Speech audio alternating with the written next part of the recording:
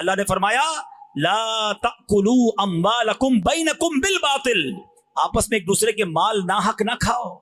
یہ جو پیسے کما لیتے ہیں، پیسے چھپا لیتے ہیں، دبا لیتے ہیں، کسی کے پیسے واپس نہیں دیتے، ایک ایک روپیہ دے دو، قیامت کے دن نہیں لوٹا سکو گے، مارے جاؤ گے. تو اللہ کے اس حکم پر کیا کہیں گے؟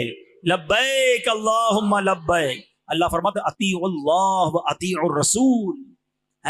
حکم مانو اللہ کا اور حکم مانو رسول کا. کیا کہیں گے؟